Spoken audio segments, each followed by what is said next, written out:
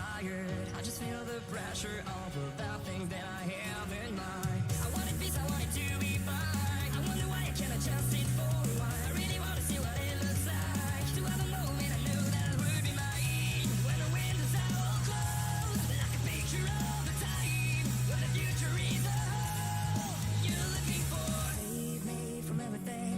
Tell me where to find my way. I'm just looking for something.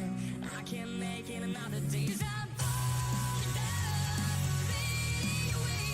'Cause I'm falling down. This is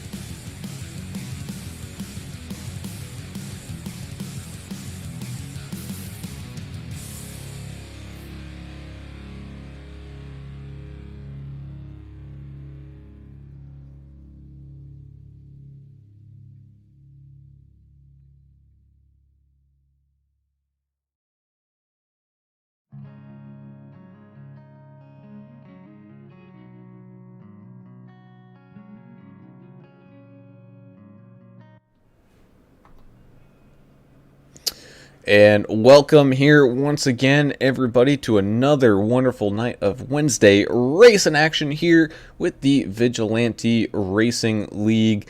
And man, we got a good one in store for you today. We got the Watkins Glen 60 lap race. And just based on what we're seeing here in practice and as we're kind of ticking away qualifying a little bit right now, man, it's going to be an interesting battle to say the least. I'm Alan Brown, and I'm joined in the booth, as always, by Mr. Alan English. Alan, how you doing today, man? Great, Alan. Looking forward to this one. Beautiful upstate New York. The weather's beautiful. It's partly cloudy, 66 degrees. The track is a little bit slick for these trucks out here. I mean, they really weren't meant to run on a road course anyway, but they can make it happen. These trucks are very forgiving, and they just have to watch that back end from getting a little bit too loose. But anyway, really looking forward to this race. And down there on pit road, enjoying this nice weather out there, it's Mr. Adam Turner. Adam, how you doing tonight? I'm all right. It's nice. It's 66 degrees, but on the track it's 109, so that's going to make it slippery out there. 2 fast repairs, 60% fuel. Looks like we got 60 laps here today, and we're going to do some left turns and some right turns and then some left and right. So it's going to be a little different than our normal routine on Vigilante Racing League. That it will be for sure. Take a look at that weather and track map. Like you guys said, it's a cool day out there. Thankfully, it's a sim weather, so they don't actually have the snow on the ground that I think New York actually currently has. Probably. But, you know, that track tent, man, it's cooking out there, so we're going to see some of these trucks sliding through a lot of these corners, bringing us to that key to the race, and it's going to be, you got to be perfect. It's tough to do, as well as, you know, tough to commit yourself to this, but you really don't want to spend any time riding off the track or doing anything like that. You got to be perfect. Yeah, not a lot of runoff area in a lot of these turns, especially in the S's. When you're going up that hill, that truck gets a little bit light in the rear end when you're making those turns going up the hill. So it's real easy to lose the back end there. So yeah, you do have to be perfect on your acceleration and knowing where to turn in, and man, keeping those tires on the track. You get off in that grass, it's pretty much over with. You got to be careful there. And the guardrails, these are not safety barriers or safer barriers. There are some tires, there's some guardrails, they don't really give. So if you get into those, it's going to tear your truck up pretty bad. As we follow along with Josh Bittner right now, and you can just see there, thankfully he went off in one of the areas that does have a lot of space, but here in qualifying, that's going to invalidate that lap time he's got. So unfortunate there for him, and I thought it was supposed to be a 10-minute open qual where you basically get as many laps as you can, but it looks like it's the 2-lap maximum here tonight.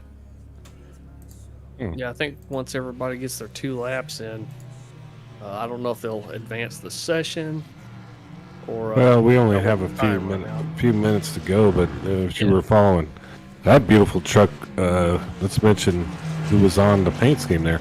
Keller Williams, Johnson City, Tennessee, Ricky Wittenberg.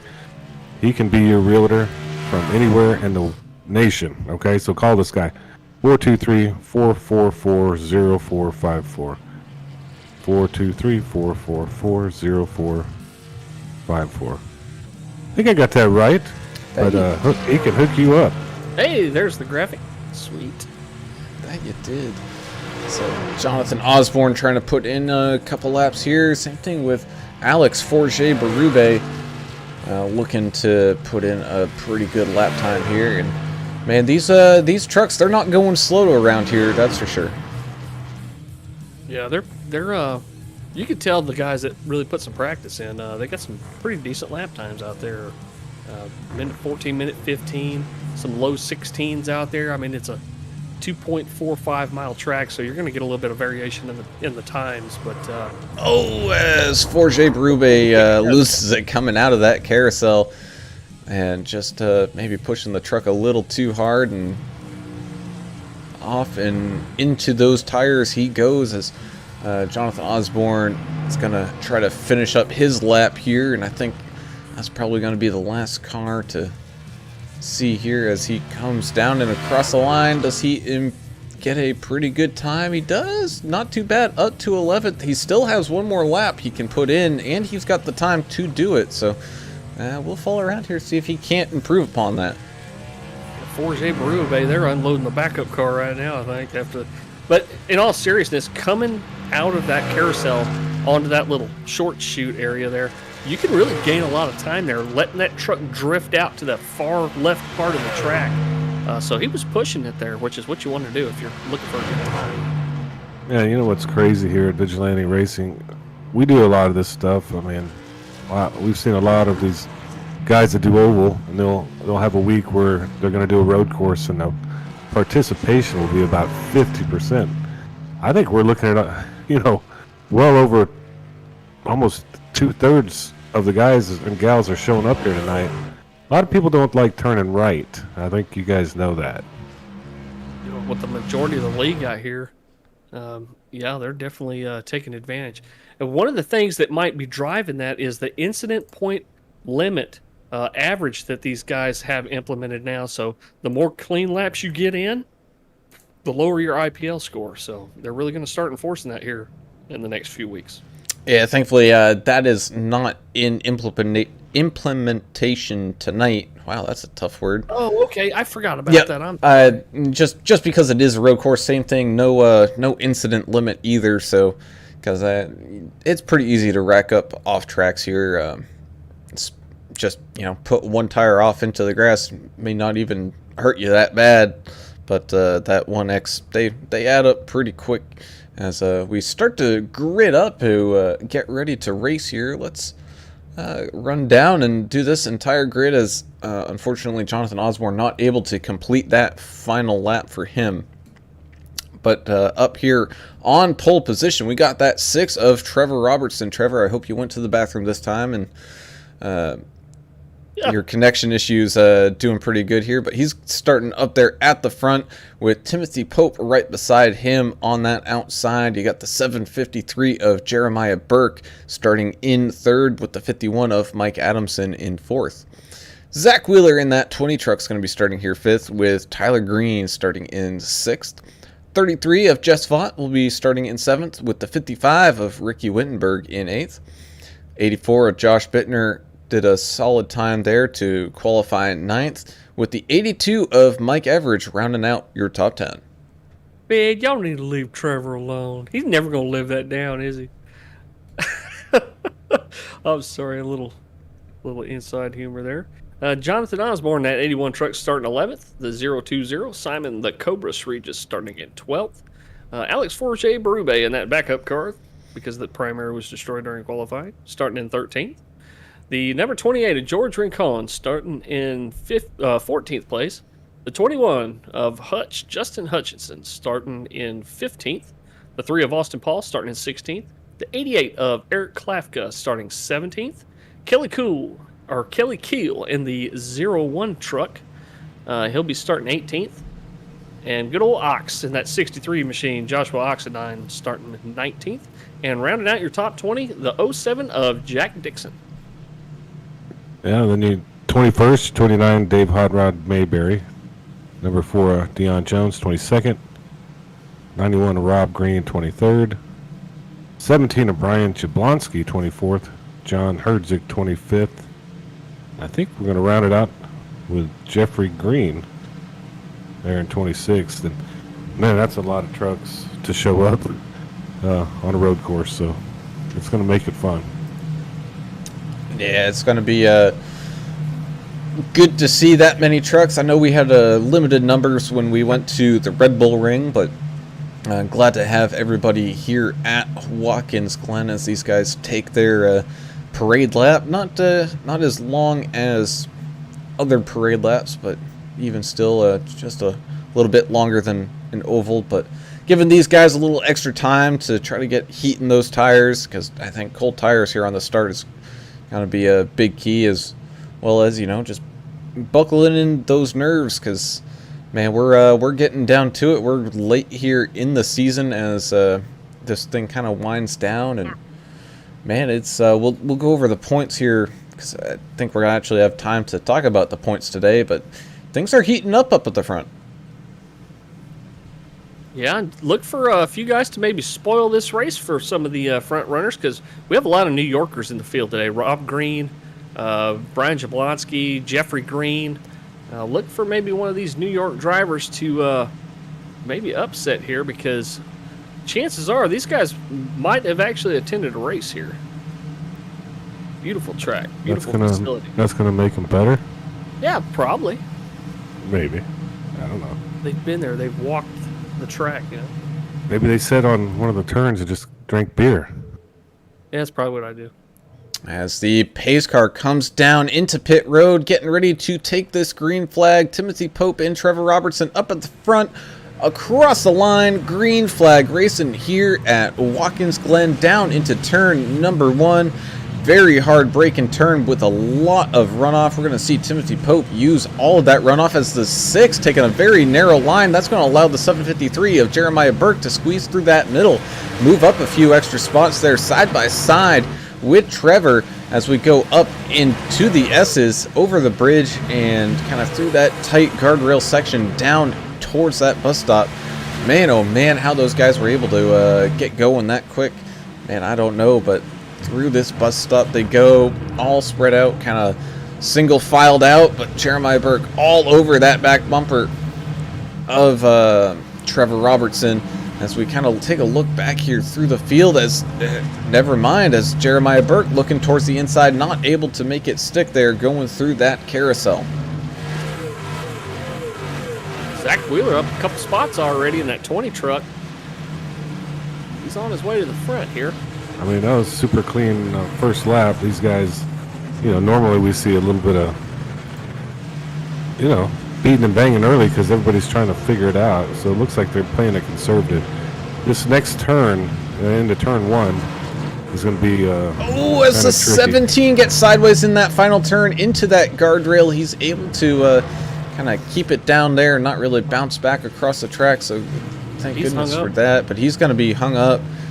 Occasionally that guardrail will reach out and get stickier than some super glue. Thanks to Greg Pig on Facebook. Angelica Timmerman, she's on Facebook tonight watching, saying, I got my money on Jeremiah Burke. Good luck, guys. Yeah, speaking of money, it's the money league, so you got to get in the top 3 to win, or get the lucky roll at the end of the race. And well, what about that fan of the race there, English? Yeah, keep in mind, folks, all y'all know about our super fan of the race by this point. We'll pick somebody from the social media world, either off of Twitch or YouTube or Facebook, to be our fan of the race. You'll be entered into a drawing that's going to happen at the end of the season, and everybody will have a chance to win a $50 gift card. So keep those comments coming. We sure enjoy reading them. As Trevor Robertson continues to lead this race, able to put some ground on Jeremiah Burke now, as we got a little bit of a battle here between the 82 of Mike Everidge, Simon the Cobra Regis. You also got Ricky Wittenberg and George Rincon in there as well. Like Ricky kind of tried to get up out of the way there. Not sure what happened with him. Yeah, Russ, the 12's not here tonight. He had to go run an errand for a family deal. Russell said, I hope I didn't get dressed up for nothing.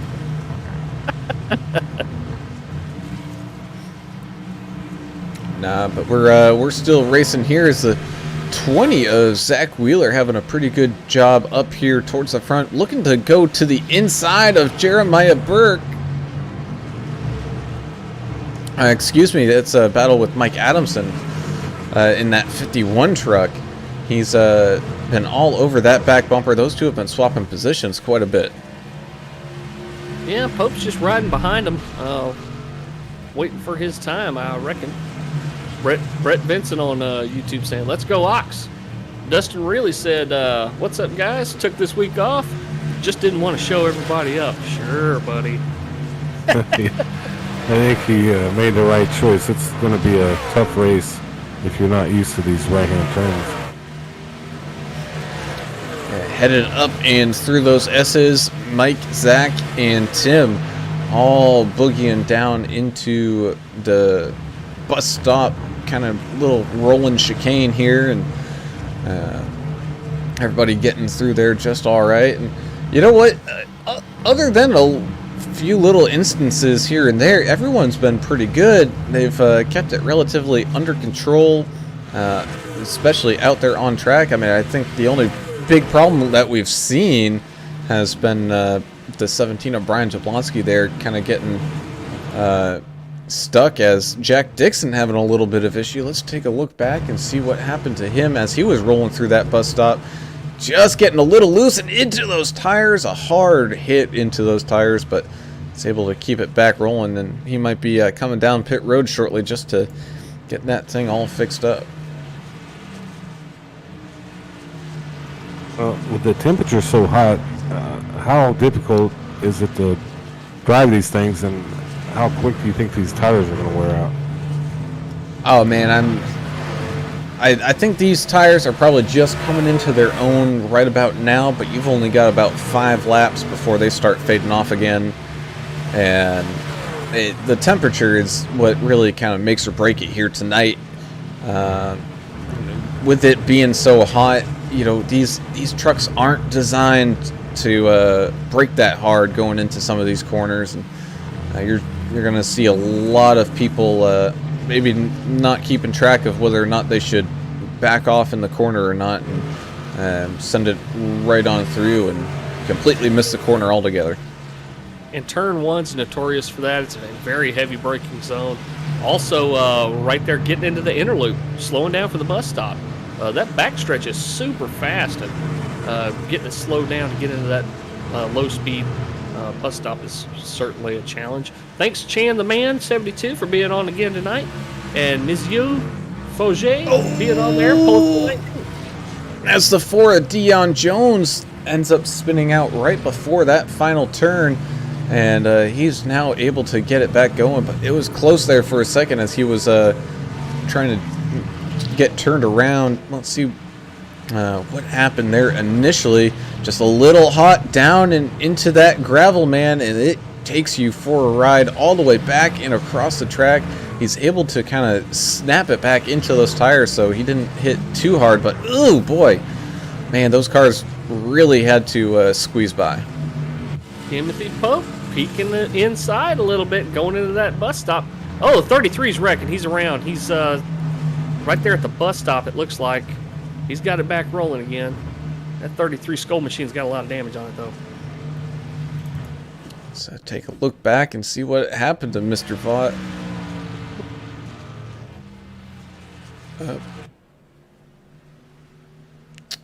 Or not. Might have just lost it right there in the middle.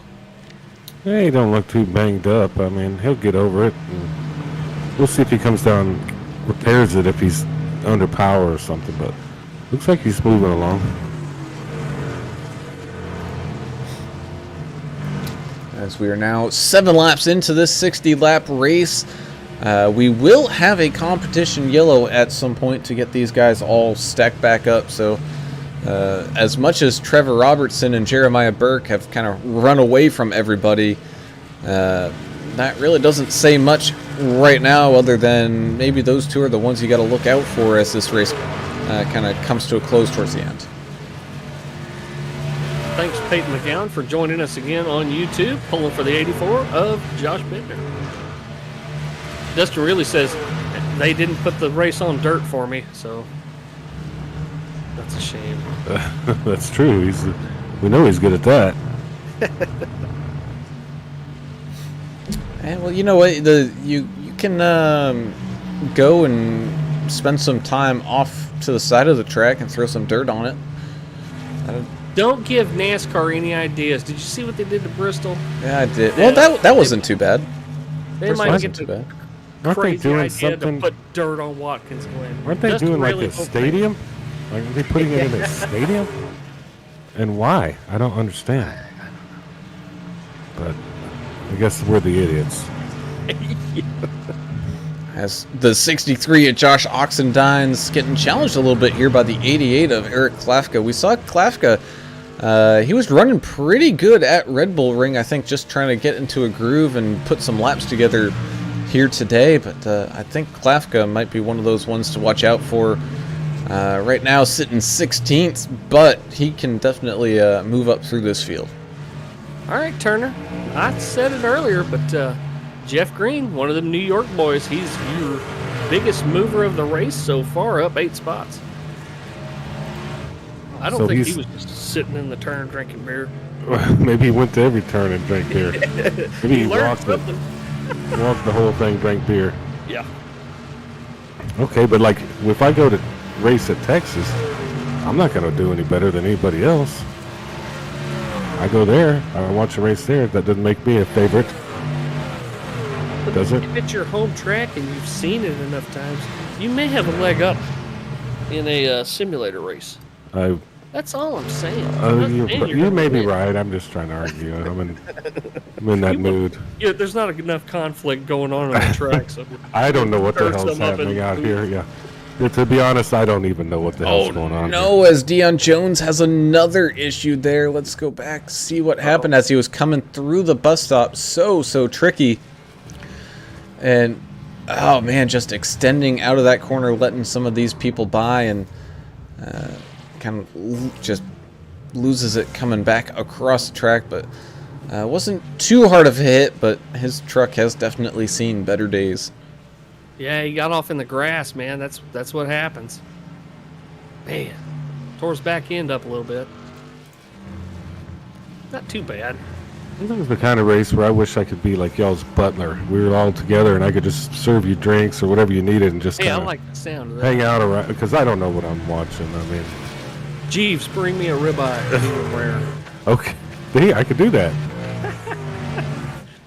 It's looked like Alex Forget-Berube might have extended across the track a little bit here. Let's see what happened with him coming into the second to last, and then finally the final turn. Let's see what happened to him. Oh, he ended up losing it coming out of the final turn, but able to avoid hitting anything and whip it back around, so he's able to keep his truck clean and keep on racing, as the 07 of Jack Dixon now has some pressure from the 91 of Rob Green coming up behind him. Saved by Alex. That was something. So there we got the 91 of Rob Green moving up into 19th, up 4 spots from where he started, not having a too terrible night. Definitely working on some things. And, you know, I'm just kind of looking through just this little live timing board and all that, and almost everybody has at least one off track. They've put a tire in the dirt at least one point, but Jeremiah Burke, he's been pretty clean. Mike Adamson, he's been clean. Zach Wheeler, he's been clean. So, you know, it's just going to show people are putting in the effort to try to make this one. 29's in the gravel pit, off of 6. I think that was the 29. That it is. Hot Rod Dave Mabry. Yeah, as he's now coming back out onto the track. Got a little bit of room there, but doesn't look like he drifted too far and hit anything, so he's able to get back rolling and nothing too crazy. That's one of the good spots in the track there where there's lots of runoff, so you can usually get it slowed down by that gravel before you hit any tire barriers or a wall or anything. Chan the Man on YouTube pulling for the number 3 of Austin Paul. And Ashley Osborne, thanks for coming back. Ashley, pulling for John. And so is Justin Davidson, both pulling for Osborne tonight. Dustin really says dirt here in a Pro 4 would be a lot of fun. And I bet he's right. I bet it would be. Yeah, that sounds fun. Looks like I found a battle out here. Eric Klafka, 15th place, and right ahead of him is Josh Oxendine, 14th. They're running pretty close. That's the best thing I've found out here so far. Yeah, right now we got Tim Pope and Tyler Green as well up ahead in the 5th and 6th spots. Looked like Tyler Green just getting a little bit of loose, and that allowed Timothy Pope to slide on through, but Tyler not going away that easy. Oh, as Timothy Pope almost loses it coming out of the second to last corner there. Just extending out. And man, these guys are pushing these trucks. They see them sliding all over the place. These guys do know that a competition caution is coming around halfway. So that's going to stack the field back up. But the thing is, what do you do as far as pit strategy? Do you want to try to short pit it a little bit? Or what do you want to do there? Russell Endicott says it's going to make a huge difference. Pole position can win the race by just being mistake-free. And he's also saying bets on how many people finish on the lead lap. So those are some questions we may see answered. Angelica Timmerman seems to think it's to be about the top 12 will probably be on the lead. Oh no, as Tyler Green gets stuffed into the wall. Wow. And that's going to involve, oh man, I think that's Jonathan Osborne in that 81 getting involved, and his truck is smoking. Oh no. Ashley, get the wrenches and tires ready to go. Jonathan's going to have to come in. Take a look back here as they went into... Oh, man, I think he just... It's tough to say what actually happened to him. I don't know if he got a little help there, or if he just cut in... He got loose under braking and turned down into that wall, and unfortunately for Jonathan Osborne, he had zero place to go as just about that entire section of track was blocked. Man. Yeah, Tyler Green and Osborne are coming into pit. I saw Jack Dixon and one of the greens getting into it, trading a little paint, but they're still running.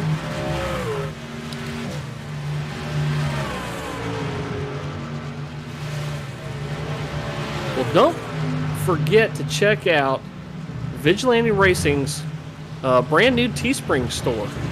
The link is in the YouTube description. You can also find it in the comments section on this race in Facebook. Scroll down there, click on the link. Go check out what they got. They got t-shirts and mugs and stickers and all kinds of stuff. I got a coffee mug coming to me sometime soon, but yeah, check them out. All the proceeds from the Teespring store help the league, so definitely check that out and click on that link down there. Yeah, and they have a coffee mug and sticker for AAA broadcasting. That's going to help us out because we can put coffee and beer in it. That's true. When you buy it, we might get a little proceed or something. I don't know. We might get some to buy a cup of coffee, or yeah, I ain't even worried about beer, it. or... Just have something cool where you can remember us and Vigilante Racing. They got some really cool stuff on there. Check it out. Sure. Oh, as Rob Green getting a run on Jeff Green as they were coming out of that kind of back straightaway into that bus stop, and ended up having to check up and not able to make use of that momentum that he gathered up. So he's going to have to kind of claw his way back up, but I think he will do that as the 82 of Mike Everidge has the 28 of George Rincon coming up behind him. Not necessarily super quick, but he's definitely right there as they come out of that bus stop. George definitely getting a better run through there. Pete McGowan on YouTube saying that store has got some good stuff in it. Right you are, Pete. We agree with you there. And Albert Anderson listening to us in the car, going to the airport or coming back from the airport, saying... Jeff Green had a little problem there. He's already towed. Let's go back and take a look what happened to Mr. Jeff heading down into turn number 1, just overshooting the corner just a little bit, trying to get back out onto the track and into that inside wall. Man, oh man. And Ron Dixon on Facebook, pulling for Jack Dixon. Hello, Ron. Thanks for joining us. So, I'm sorry to cut you off. Albert, Mr. America was listening to us? Yeah, he's in the car listening to it. Sweet. Enjoying the action during his drive, so thanks for listening. He was out here. Yeah, no kidding. He's missed for sure. As we watch a battle up here for 4th still with Zach Wheeler and Timothy Pope. Those two have flip-flop positions once again. And, man, those two have dang near been inseparable just kind of through this entire run. Same thing as they've dealing with some lap traffic right now, trying to get around in that short chute. Looks like Zach will get around just in time, so he's going to have a pretty clean run. Timothy Pope now looking to try to get around here before the final turn, but not able to get it done, so he's going to be stuck even a little bit more and finally able to get back around. Lots of takers on pit road. Forge Berube had lost it in the last turn again, but once again able to save it and not hit anything. Yeah, we got Burke, Adamson, Wheeler, Jet Spot all on pit road right now. So interesting, they're splitting the stage more or less. We know a competition caution is coming somewhere around halfway. We are now halfway to halfway, so probably a pretty good call on some of these teams going in and taking some tires. Yeah, tires are definitely your friend. I'm sorry, the halfway to halfway, I got confused. Threw you off, didn't? Sorry. That's Louisiana talk They're again. 25% of the way. So 1/4, is that what you're saying? Yes. Okay. If you know anybody from Louisiana, you know what we're talking about. I'm glad I have a translator here. Yes, I'm trying to help. As Ricky Wittenberg trying to crawl his way back up. He's been kind of sliding back through this pack. He's looking to try to catch up and make a pass on the 19 of Forge Berube right now as they head down into turn number 1. Looks like Ricky electing to use kind of a easy medium line there. It looks like our race leader Trevor Robertson coming down, as well as a couple other people, so that's going to leave Timothy Pope out there in the lead. Josh Bittner still staying out as well. He's going to be taking over second place until we kind of cycle through here. Same thing with George Rincon. He's going to be able to take third away here for a moment, up 11 spots until we get this thing all cycled. Russell Endicott saying driving to the airport might be rougher action than what they got on the racetrack. Is Albert Anderson fighting that DC traffic, saying the terminal is a nightmare and can't find his son, and they lost his son's baggage. So not a good day for Albert. And he's missing racing. That's probably Delta. I'm sorry, never mind. As we continue to kind of track what's going on out there on the track, Timothy Pope, we'll see if he comes down this time. I don't know if these guys are willing to try to push it until they absolutely need some fuel, as Pope now makes that turn down to come into pit road. Let's see if Josh Bittner does as well, and George Rincon, not too far behind him, is also going to come down pit road. So I think that's going to allow everything cycle through here as Trevor Robertson comes down and across the line here, taking that lead back, and he's got a very hefty lead indeed, about 4 seconds over Jeremiah Burke. Well, Mike Everidge was pitting, and he's out now. He's got a good run so far, 6th place, but what a good-looking truck. December 7th, 1941. If y'all don't know what the hell happened that day, you need to figure it out. That's awesome paint job, Mike Everidge. Nice, I love that. Great tribute there. Yeah, he's got a little bit of pressure there from the 01 of Kelly Keel right now. We got a wreck on the back stretch. We got it's the 29 machine spinning across the track. Ooh, and he is... Oh, we got a wreck coming out of the carousel. Multiple trucks. Oh, man, so as we take a look here, let's see what happened to... Oh, the 753 got into the back of Mayberry, and that sent him pinballing down across the track. Now, we also had that issue, like you said, with, I think... the 15 and the 14 machine? Oh, because we also had the 3 of Austin Paul lose it coming out of the last turn, able to avoid hitting anything. Let's see what also happened in that carousel. We were 3 wide there for just a second. And you can see the 14. Oh, just getting a little loose, coming back across the track into the 15. Little simultaneous contact and spin there. The 15 ended up towing. But big contact there coming out of that carousel. And the man saying, I'm watching while I'm at work like I do every week. So thanks for joining us, Chan. I hope you're not a railroad engineer or something. He might be a pilot. He might be an airline pilot for Delta. Yeah. To deliver the bags. Oh God, who knows? Okay, we gotta stop that. Yeah, I like Delta. As Ricky Wittenberg has some pressure now from Justin Hutchinson getting around, as he made a little mistake coming into that second to last turn. These guys do have, relatively fresh tires. I don't know how fresh tires are, after a couple laps, but man, it's Ricky having a rough ride out there. I mean, he's 13th, not too bad there, but definitely hoping for something a little bit better. It looks like Jess Vaught didn't take any tires, or he took left sides only or something. Maybe he had a 732 pit stop, so not really sure what the strategy is there. Doing okay in track position. He's in 9th. He knows that caution's coming up here in about 10 laps. Or so. We don't know the exact lap. Yeah, Jonathan Osborne's still out there in 8th place having a good run, even though we've seen him have an incident. You can recover here. That's one thing you can do. You can recover and at least have a decent race. Yeah, and that's one of those perks of if you are 82 wrecking in the bus stop. Sorry, bud. Michael Everidge went around. He hit somebody. Oh man, that was close as we kind of jumped to that. Let's see what happened to Mike Everidge there.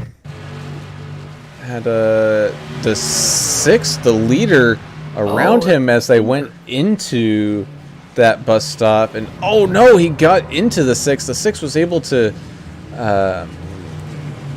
do okay. It just a little side bump there, take him off the line, but the 82 had some problems getting back out onto the track, and the 753 of Burke almost got clipped as well.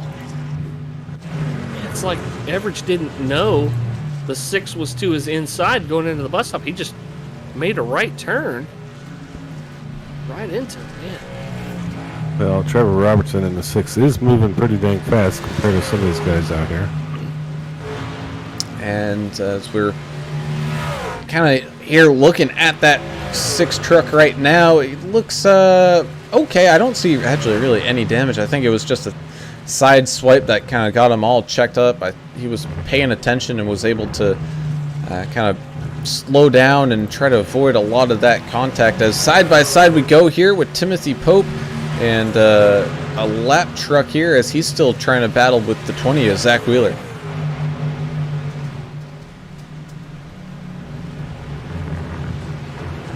Interesting to see how many trucks we're going to have on that lead lap come competition caution time, and I'm pretty sure Lucky Dogs are turned on. Somebody's going to get a lap back, so watch those cars or trucks that are all one lap down battle for that Lucky Dog spot. Oh no! As that? man, Rob Green. I believe that was Rob Green. Just Jack Dixon off the track too in the gravel pit. Separate incidents, I think. that they are, as Jack Dixon. Well, he might have been tied a little bit. Being Jack Dixon got a little distracted by Rob having a little incident there, and might have missed his mark coming down into that second to last corner as Jess Vaught gets around Jonathan Osborne there pretty easily. I don't know if Jonathan made a little bit of a mistake. He did. Went out onto the grass a little bit as they came through that second to last turn, and that allowed Jess to squeeze right on by. Let me ask you all this. If you get the Lucky Dog here, are you going to be able to complete the lap and catch up to the field? That was kind of crossed my mind too. I think so. What's pace truck speed? 60 miles an hour? Yeah, I think you can catch up. Because it's going to be at least, 3 laps for the caution, probably? Yeah. Yeah, you should make it. And get yourself into pits after you make your... I don't know, just something Maybe. No, I'm not the smart one here. I've never tried it, so that's a great thing to bring up. It's a great point, because we may see this. Well, we'll figure it out here, won't we? And that we do as we're on lap. Doing. Yeah, we're on lap 23 out of 60, approaching that halfway mark already.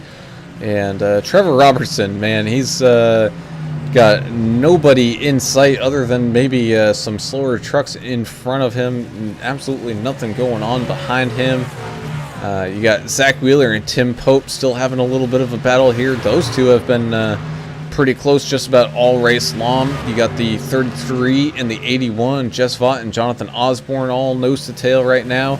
And they're coming up on some lap traffic there of Rob Green as they're trying to squeeze on through, coming up those S's and kind of across the bridge.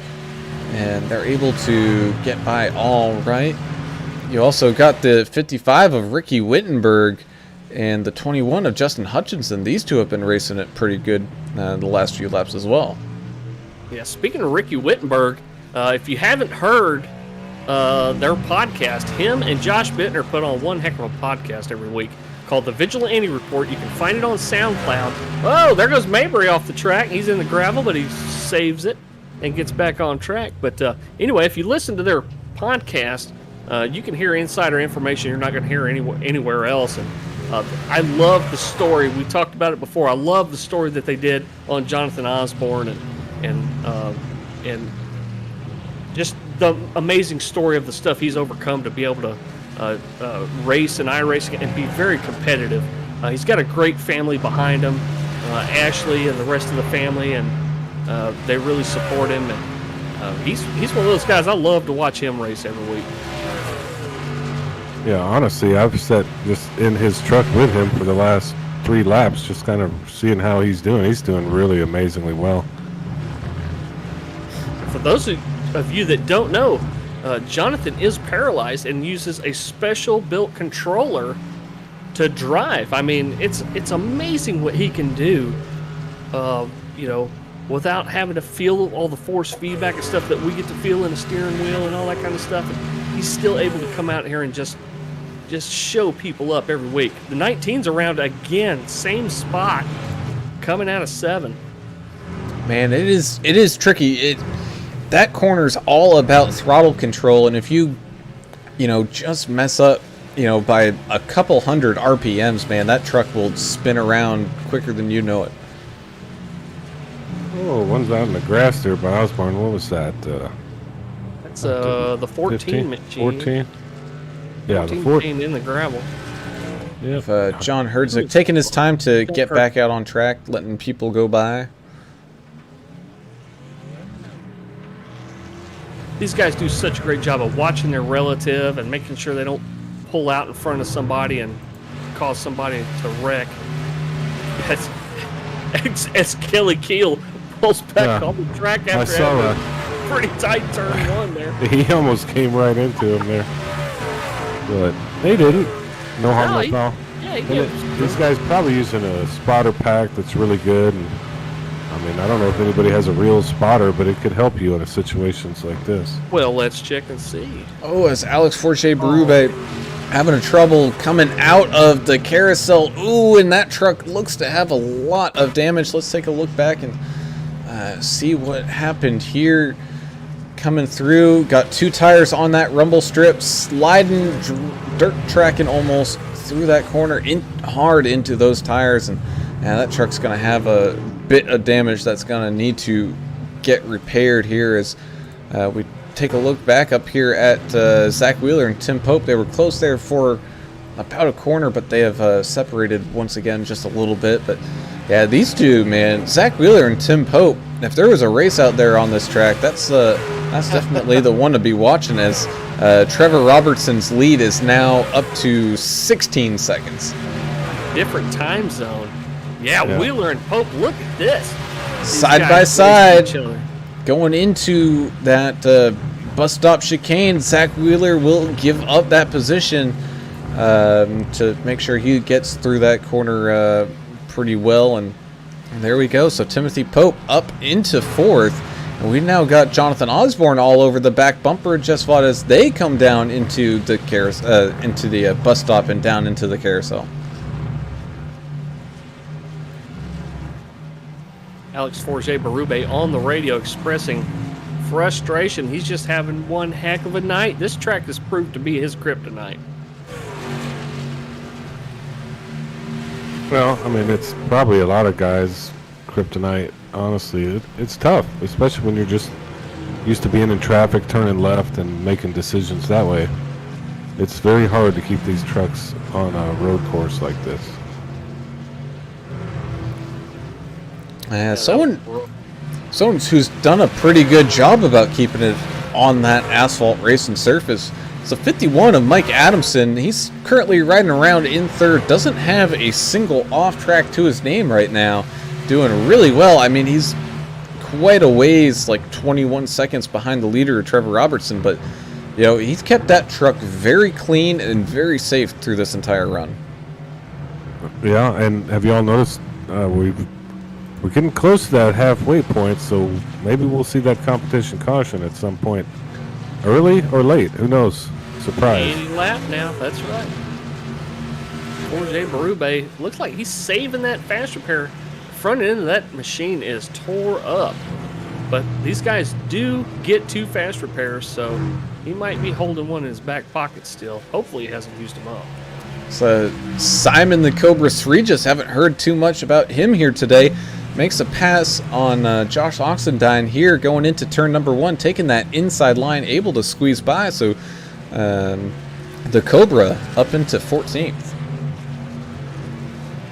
Yeah, the Ox back there, top 15 right now. He's up 4 spots. I mean, he's not having a bad night, but I'm sure he'd like to be up a little higher. He's usually right there pretty close to breaking into the top 10 at this point in the race.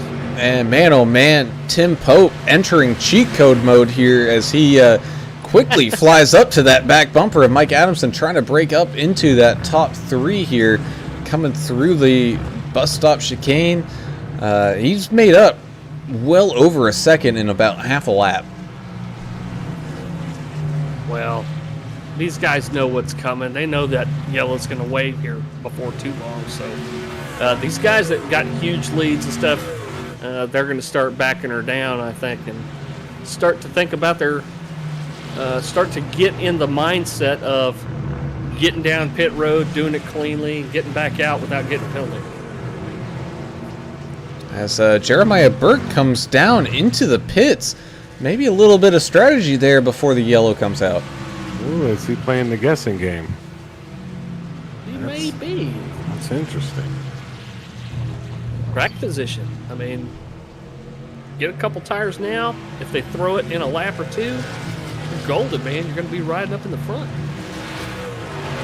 That's going to let Mike Adamson and Tim Pope by for second and third. So the little battle they're having now means a little bit more, as it looks like Tim Pope trying to squeeze by on the outside, but Adamson saying, no, we're going by some lap traffic here. I'm not going to let you by quite yet. Squeezes back across the track and kind of shuts the door on him a little bit there, but able to hang on to that position and get by that lap traffic as they head on down into that carousel.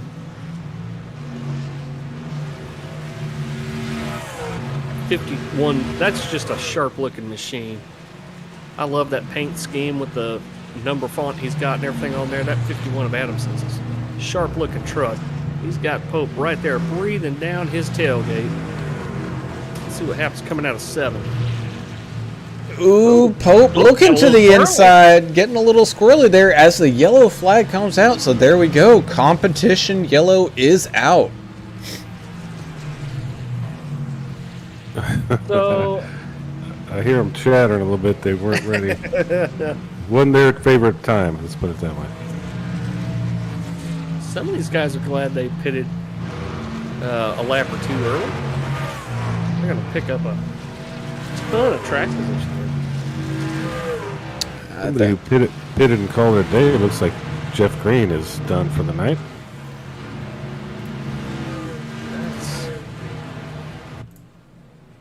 And see, these guys that pitted, they've got a heat cycle on them tires. They're good and warmed up. Now they're going to do a few caution laps. So everybody that gets tires are going to be brand new, fresh, cold tires with no heat in them.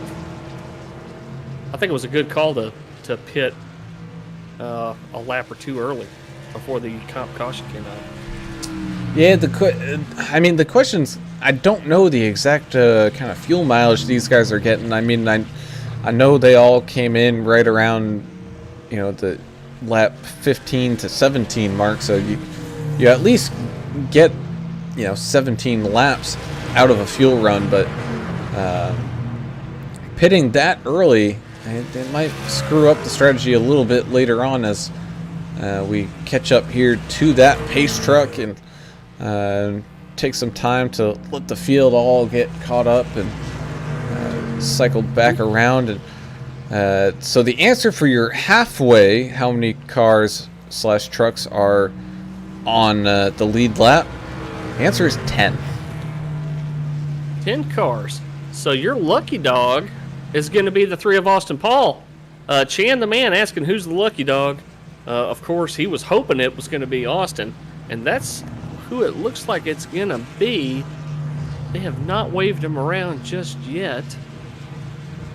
We should see the 3 of Austin Paul get waved around when they come around the across the line up here, hopefully.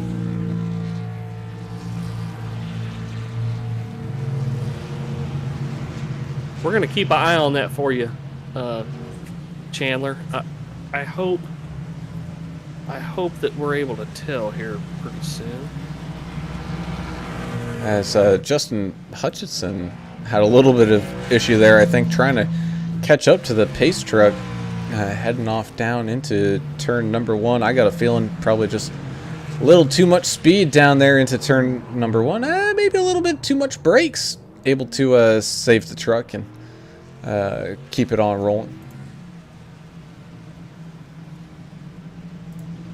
Yeah. They're rolling dice like Yahtzee out here.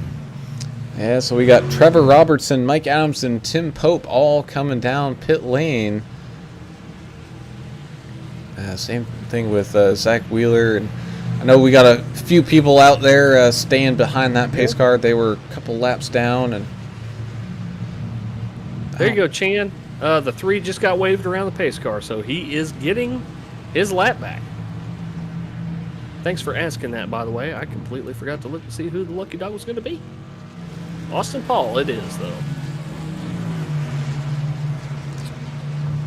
This is, however, going to allow that 753 of Jeremiah Burke getting the lead here with that little bit of a pit strategy call, pitting right before this competition yellow.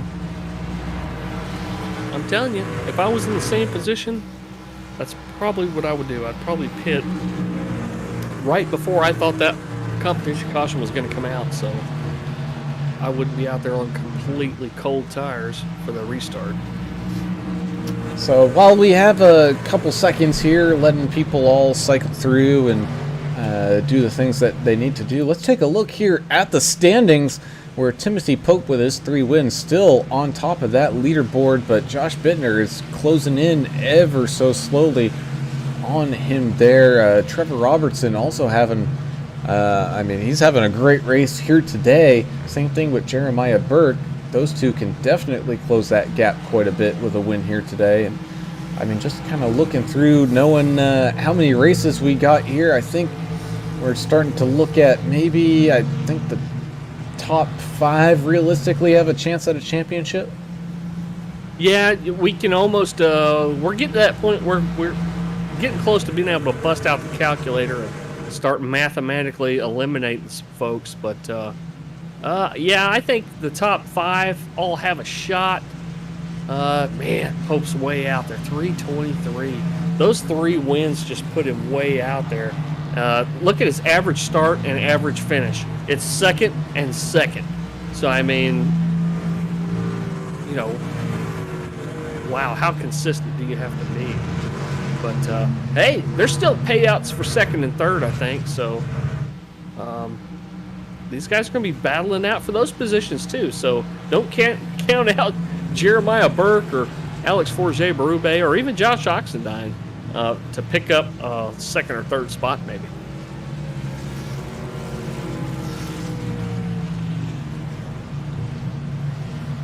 Pretty cool road course. I think out of all the road courses, this one's probably my favorite one, not just to watch, but also to drive.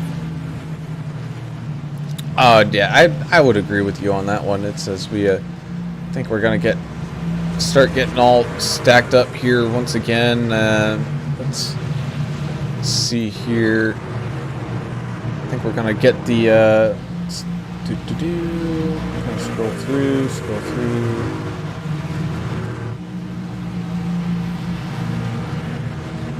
Give me a second.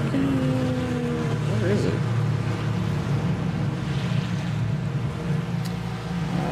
You know what? I don't see him. All right. Yeah, as we get all stacked up here, gonna go back to green flag racing at the end of this lap. So lap 34 to lap 60 is gonna be our final green flag racing action we got going on here today, and we saw some great battles out there with Pope and Wheeler. We saw some as well with Osborne and Vaught. So I think we're in for a pretty good show now, as I think we got a couple extra cars on that lead lap deciding to stay out and try to pick up some extra ground here. So I think Mike Everidge is now that last car on the lead lap. And the 3 is doing his dead level best to catch the back of the field here, as he's back on the lead lap, and it looks like he might catch the end of the field. Yep, he does. So that answers that question.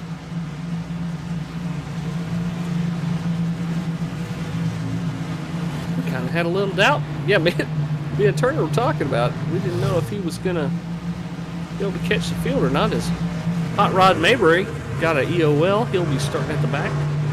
So we're about to go green here.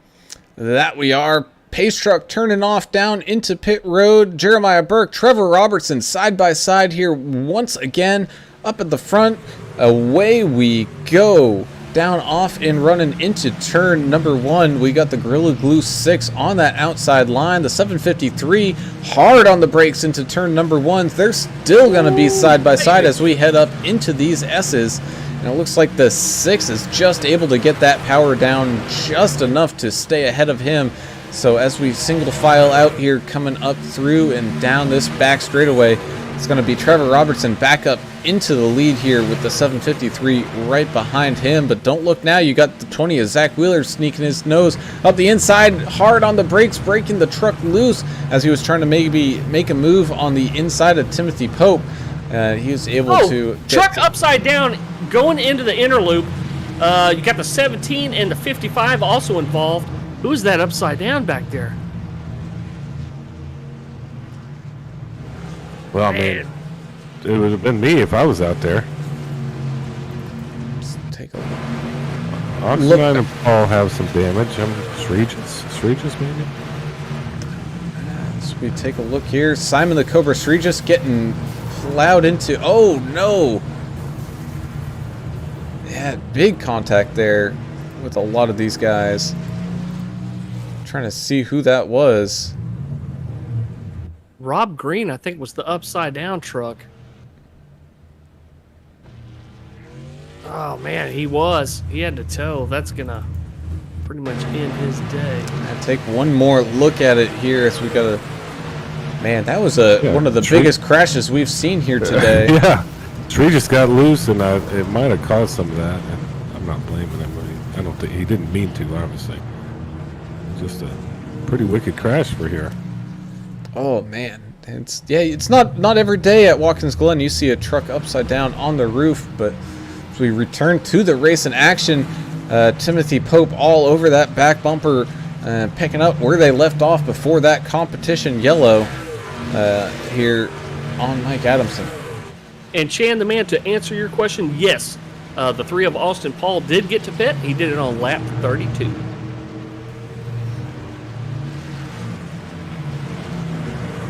Albert Anderson and Angelica Timmerman, both on Facebook, polling for Jeremiah Burke, saying, let's go, Jeremiah. I wonder, is everybody at work watching us? Is that what's happening? Yeah, they might be. As back here for 13th and 14th, side by side they go down across the line. Jonathan Osborne and Tyler Green having a little bit of a battle as they slow down into turn number 1. Ooh, Jonathan Osborne not slowing down enough, though, so that's going to allow that 5 as he tries to rejoin the track. Gets very close to that 5 truck and able to avoid contact there, and Tyler Green able to sneak right back around Jonathan Osborne. Trevor Robertson with those brand new tires just set the fastest lap of the race, a 1:14.67. That's smoking. I hear a little chatter from George Rincon in the 28. Maybe he's angry. I'm not sure. I didn't hear what they were saying. I had the radio. I did. It was a little interesting, but I don't. Nobody's gonna super mad at each other like some other places we've been around. That race last night was wild. I'm telling you. There was a few hurt feelings in the Super Speedway League last night. We'll just leave it at that. Yeah, race 1, they want to kill each other. I love it. Daytona, man, that's what happens. As Jonathan Osborne had a run on Tyler Green coming into the final corner, not able to make a pass there, so he's actually lost a little bit of ground, not taking that kind of preferred racing line as the 5 this time.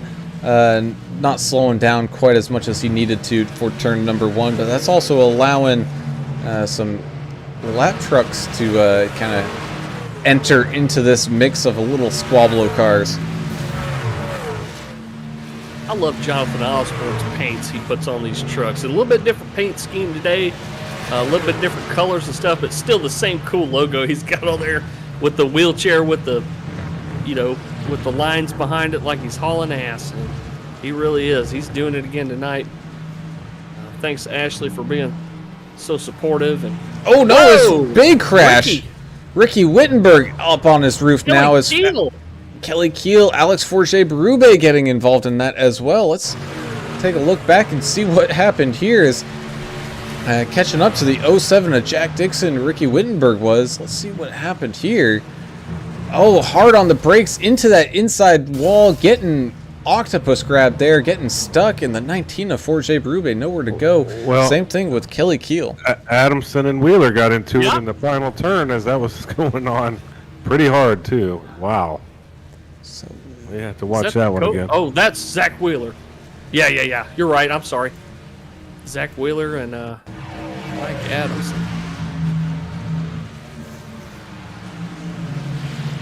Yeah, they were in the final turn there, and Adamson, one of them got a little wide and came back in, and they slammed each other pretty good. The 84 Keller Williams machine of Josh Bittner does not want to see that kind of stuff going on in front of him. I'll tell you that. No, because we're taking a replay after that incident you were talking about, Eric. They were almost 3 wide coming through turn number 1 as Josh Bittner in that 84 was trying to make his way through.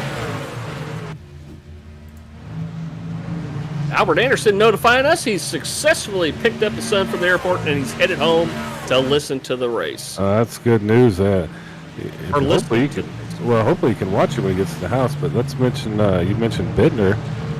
What about the Keller Williams machine? Call Ricky Wittenberg at 423-444-0454 for all your realtor needs anywhere in the USA. He's got a network. 444-0454. Keller Williams, Ricky Wittenberg. He's got a network of folks that if you tell him where you live and what you're looking for, he'll do the research and find the agent near you that can help you find what you need. And he just doesn't Google the first guy that pops up. No, he knows who's who, and you're looking for a specific type of residence. Or he's a professional. He's not doing Google. He's networking. Unlike these doctors, you tell them what's wrong with you and they Google something on the doctor Google. That's true. It is true. That. I know. They do it. As we saw there, Brian Jablonski having a little bit of an issue. Same thing with the 14 of John Herzig having an issue coming into that second to last corner. And man, Jess Vaught now having a little bit of an issue. Let's take a look here to see what happened with Jess. Trying to see what happened here. Oh, coming out of the bus stop, getting loose and hard into those outside tires. Man, that truck is feeling it here tonight. Dale Goodman joining us on YouTube, saying, "You got this, Jonathan?" Smoke them if you got them. They used to mean something different to me when I was in the service. Like a cigarette? Well, yeah, that's what it used to mean. Oh, okay. That's the 28 of George Rincon working on that back bumper of Mike Adamson as Ricky Wittenberg comes out of the pits there after being turtled on his roof there for a good second. Coming up through these S's, so little bit of some heat maybe between the 28 and the 51 that were kind of flip-flopping positions when they had that little gaggle after that restart. I've never seen so many trucks upside down in a road course as we've seen tonight. Yeah, 28 getting a little loose there. Getting That's into the bus stop. That's the fun stuff. We've seen some really cool Yeah. crashes, interesting things that we don't normally see at Watkins Glen here. And look where they're happening. They're happening during the heavy braking zones or coming out of the carousel, one or the other. Yeah, well, they got all that speed and then that braking zone, and then it gets buck wild. Speaking of buck wild, have you killed any deer yet this year, Turner? No, I'm going to let Brown go ahead, and I'm going to tell you a story. Okay. I was just gonna say a little battle here between Wheeler and Bittner, but also that battle between Rincon and Adamson has ceased as of right now, as Adamson coming down into the pits. I think kind of having enough and maybe wanting some newer tires, as this race continues to kind of tick down here. 20 laps to go. And Trevor Robertson still out there in front, not quite driving away as he did that last time. Hope just had an issue there. Got a little sideways. He corrected it, but I think he's lost a lot of time. So Albert Anderson asking on Facebook, because he's listening to us radio style as he drives back from the airport, asking where the limitless teammates of Jeremiah Burke and Mike Adamson are running. And currently, Jeremiah Burke is in second. He's about, a second and a half off the lead. And Mike Adamson is currently sitting in ninth position. Oh no, as we got a big contact in that second to last corner. Wow, 82 of averages. Got a lot of smoke dumping out of that machine. Oh man. There was an initial incident, I think, with Rob Green. Zach Wheeler was involved. I heard him. Oh, Wheeler's in the pits. Yeah. So take a look here at the 82 of Mike Everidge.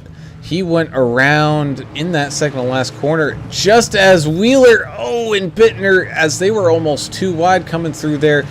Big contact as the 82 was still kind of sideways across the track. Still relatively actually spinning out as he had just kind of lost it. I think might have got two tires up on the apron a little too much there. So, man, that's a bad break for the 20 truck of Zach Wheeler. Thankfully, it was right there in front of the pit, so he's able to quickly drive down and get a new truck. But that's going to drop him all the way down to 10th as of right now. Yeah, took out one of the leaders, and Wheeler wasn't very happy when he was on the radio. But that was another thing that wasn't intentional. Things happen out here. When we get a second to breathe, I can tell you my deer story. Hit it. Yeah, so I have a trail cam set up. It's cellular, it's like real fancy, I got it set up for I get pictures daily. So I hadn't got a picture. I got a picture this morning at 10, nothing. It was just, the wind or something. And I get a picture like right before the race, and it's in a whole nother field, and there's a bunch of bucks out there. I'm wondering if someone stole it or the wires got crossed. Does anybody know?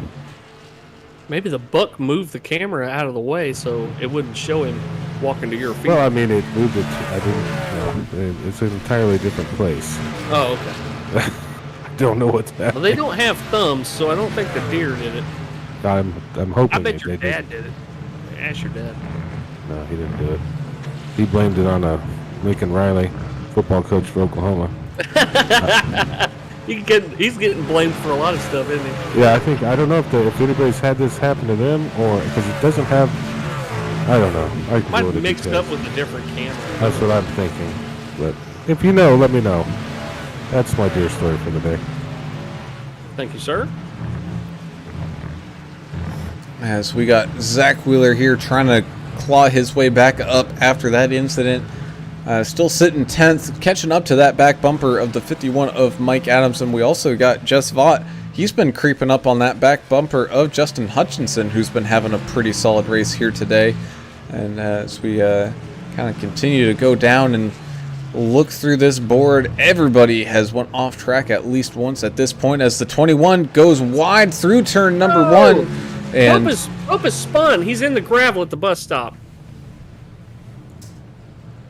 The third place truck of Pope spun out in the bus stop in the gravel pit. And that's going to allow Josh Bittner to make up 15 seconds there as he's now coming through. Kelly Keel spinning in turn 1. Oh, man, and Tyler Green having an issue as well. It's all happening at once. So let's take a look back, see what happened with Kelly. Got a feeling it's going to be one of those just hard on the brakes. Hard on the brakes and really nowhere to go as the field in front of him was checking up and able to avoid hitting anything. Now let's take a look at what happened with Tyler Green. Mike Adamson hit the quarter panel as he's trying to make a pass going into the bus stop. Doesn't look like any damage occurred between him or the other truck. Sorry, Brown. It's all good as looked like Tyler Green just a little loose coming off of out of the bus stop chicane there, trying to make up some of that ground. But man, when we get action, it's coming in bunches and not in the same corner either. It's feast or famine at a road course, and I'm still thinking about this Lincoln Riley guy who would sell his own children and mother to the Chinese for some extra money. What a piece of human stuff. Excrement. Yeah, that guy is. I'm pissed now. Okay, let's keep going with the race. Let's check I'm fired out up. Let's see some fighting. the number 3 of Austin Paul. Had to get a lap back at the competition caution. Look where he's sitting now. He's sitting in 8th place. Made up so many positions. The 3 of Austin Paul out there, what an effort to try to make as many positions as he can to get some points tonight. And Robertson's he's steady, smooth, and just kind of running away with this thing, isn't he? Yeah, well, so also Jeremiah Burke now kind of coming down into the pits as we now have 15 laps to go. So that lead that Robertson Scott has increased by quite a bit. So that moves Timothy Pope and Josh Bittner up one spot, but we do need one more pit stop from everybody else. Right. So if you're Robertson, you hear these guys pitting, you're going to come in this time, aren't you? Yeah. Don't ask me. Hell, I don't know anything about the road course. Ask Brown. You're the pit crew. Not today. I give it to Brown. What would you do, Brown? Man, it'd be tough. You know, Robertson, it looks like he is going to come down pit road, but also it's a very interesting thing with road courses where, you know, you don't necessarily lose that much time based. You also got to look at the lap times Robertson's been running too, right? He's been flying around the track, and if that truck feels good, you know, don't if it ain't broke, don't fix it, you know. As looks like everybody coming down other than Josh Bittner, he's staying out. I think maybe George Rincon is staying out as well. So Josh Bittner gonna lead a lap here as he goes wide into turn number 1. Oh yeah, big time. See, wide. that's why I had Brown answer for me. You know, I kind of it was, and now I understand a little bit more every time we do one of these. But it's just not my thing. As we got contact there. Coming out of the S's. Big wreck. That involved the Dixon 07 of and Dixon John Herzig. and John Herzig. Oh man, that was a big wreck. Watch your relative, guys. Don't pull out quite yet. Oh man. And, more trucks are wrecking. The 81 of Osborne and the 55 of Wittenberg wrecked going into the bus stop.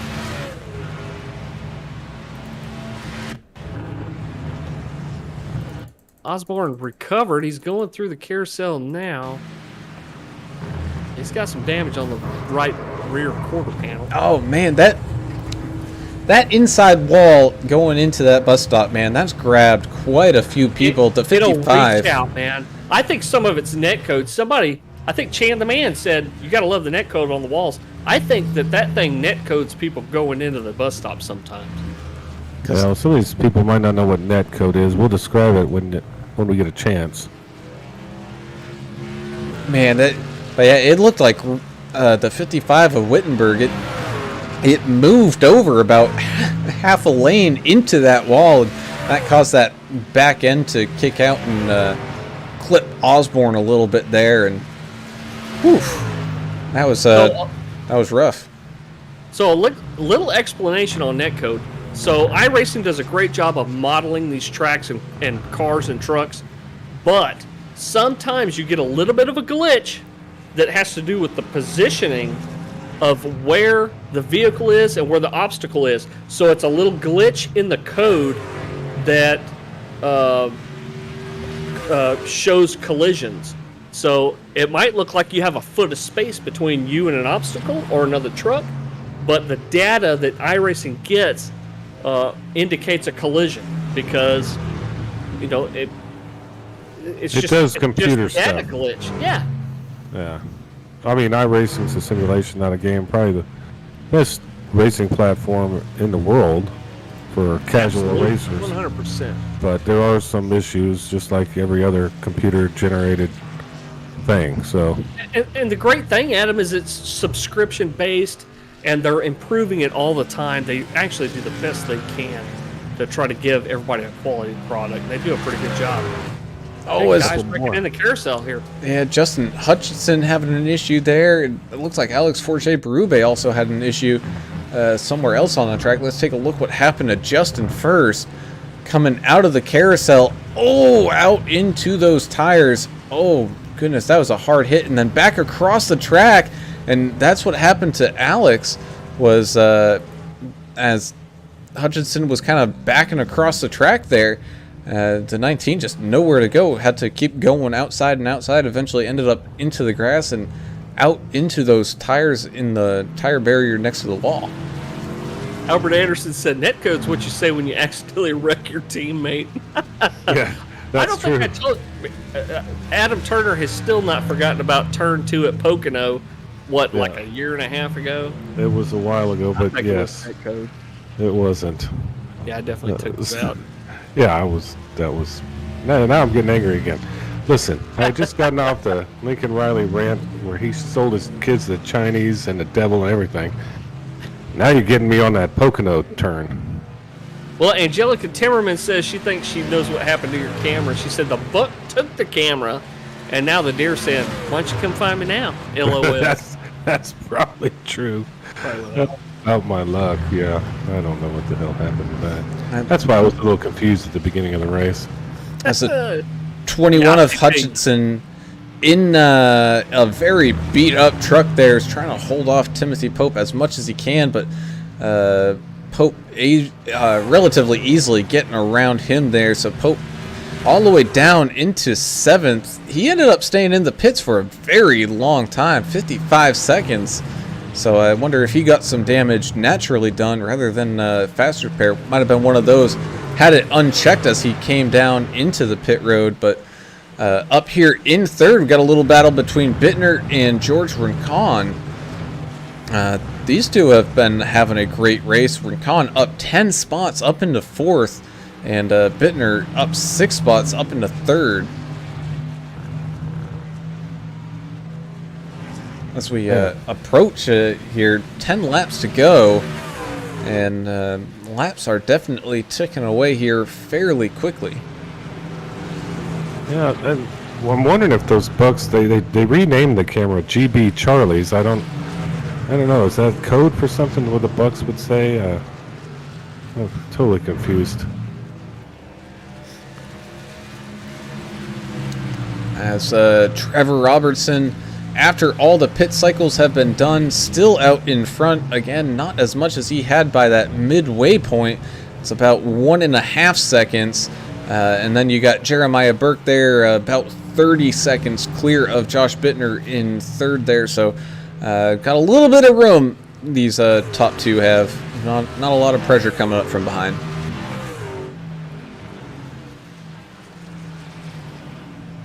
Yeah, we're holding in on the end of this thing. And that we are, as Alex Forget-Berube continues to have a problem. I think his truck might have some steering damage because he's having some issues out there. Looks like he's going to stop on the outside of the final turn, let some trucks get by so he can try to get down into the pit road, and that is what he does.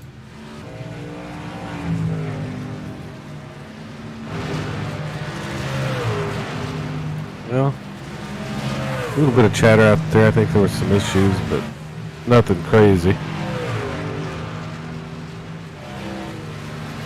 As Kelly Keel takes a little excursion off the track, coming through that bus stop and down into the carousel now. He's got Timothy Pope coming up, flying right on through. Kelly a couple laps down here today. Not having the best of races, but currently sitting in 16th, which, I mean, really isn't too bad at this point. If you're still running, you're not doing too bad. Man, if you're in the top 15, you should, or anybody on a lead lap, you're doing well. But look at George Rincon. He's up 10 spots in 4th place right now. Having a heck of a run here. Beautiful race going on here tonight. Really enjoy watching this league. Vigilante Racing League, these guys, you know, they have a little bit of a waiting list to get in here, but if you like what you see here and you think it'd be fun to do, definitely hit them up. You know, they might have an opening for you. We're going to start a new season here in a few races. This is race 12 of 15, by the way. Yeah, go to that website where you can buy all the gear. You can buy the gear for them. You can buy the gear for us. Donate, contribute, and you get something out of it.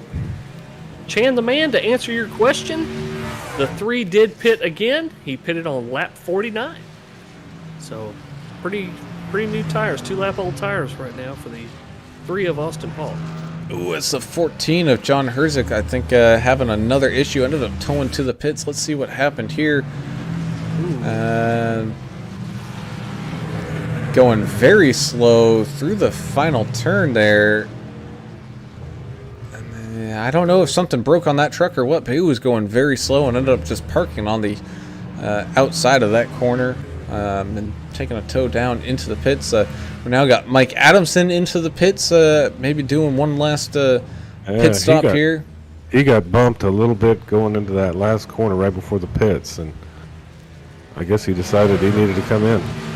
Justin Hutchinson having some connection problems as he was disconnected from the server due to incoming packet loss. So connection problems for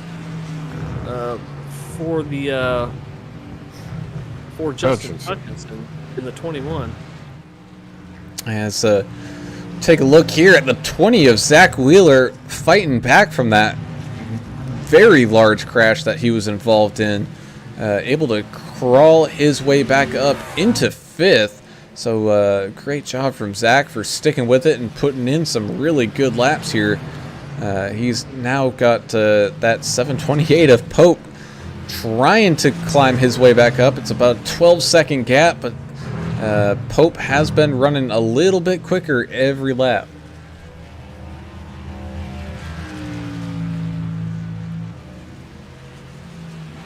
'07 of Jack Dixon getting around.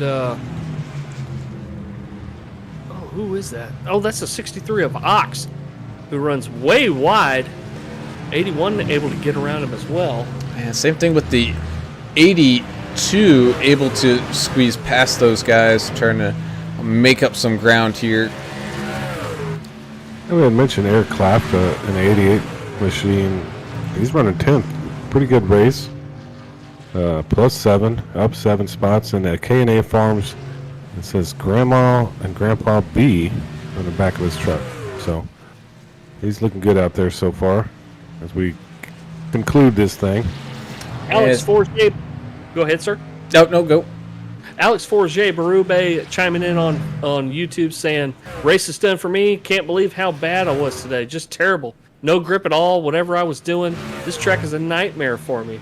Man, some guys just have that track that just haunts them. Hope you get better, Alex, because, I mean, you're pretty damn fast wherever you go. I don't know what to tell you, though, man. You just have bad luck here, maybe. Who knows? It's hard. It's a tough track. It's 107 degrees out on the track. Yeah, it is hot. Everybody's having problems. As we got a car coming out of the pits, as some people are coming around to see here. Jonathan Osborne currently down into 12th. Was trying to make up some ground on the 82 of Everidge. He is doing it slowly and surely, but I think he might be just kind of running out of time here as he closes the gap a lot there on that back straightaway. Able to close in by about a second. Now back up to that bumper of Mike Everidge, and here we go. A little bit of a race going on back here for the 11th spot.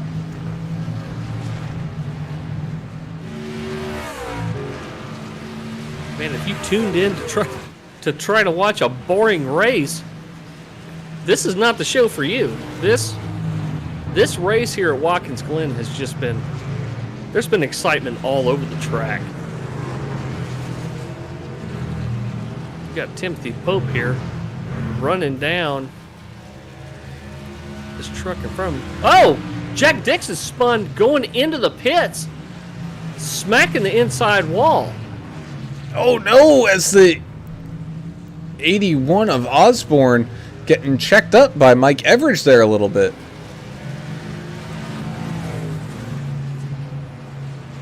Yeah, they're out there trying to, help each other out. I think there was some mistiming there in the first turn between him and Mike Everidge. So all's good out there with Jonathan Osborne.